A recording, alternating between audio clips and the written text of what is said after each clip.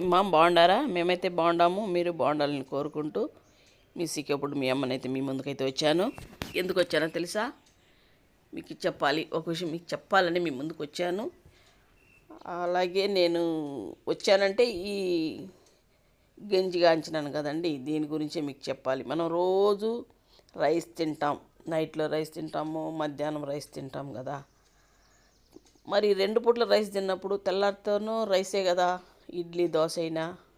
అలాంటప్పుడు ఈ విధంగా ఒకసారి మీరు ట్రై చేస్తారా?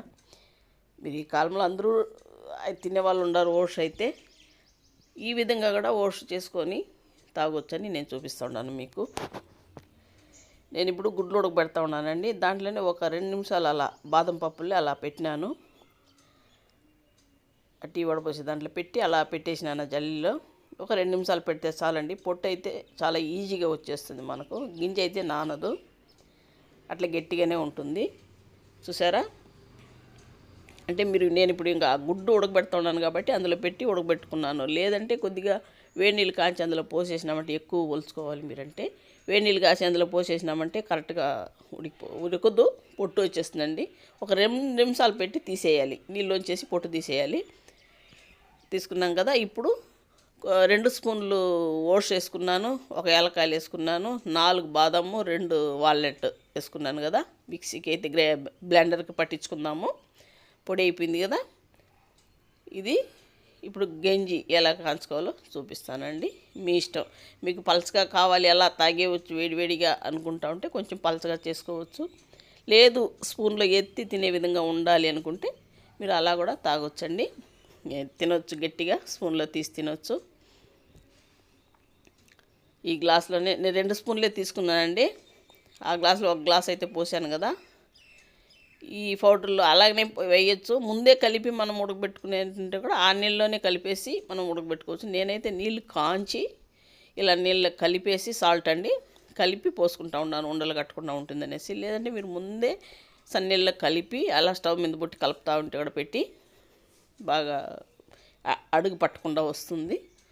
ఇప్పుడు ఇలా అయినా మనం కలుపుతూ ఉండాలి.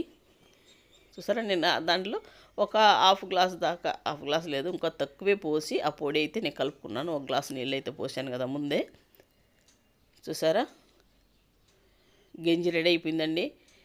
వాసన అదిరిపోతూ ఉంది, ఇప్పుడే తాగాలి అనిపిస్తుంది. మీరు కూడా ఈ విధంగా ట్రై చేయండి, చాలా బాగుంటుంది, టేస్టీగా ఉంది అసలు. మనం అలాగే ఒట్టి ఓట్స్ చేసినామంటే మనం తాగలేము, కొంతమందికి నచ్చదు, నిజం. ఇలా చేసుకుంటే చాలా బాగుంటుంది, మనకి ఆరోగ్యానికి మంచిది.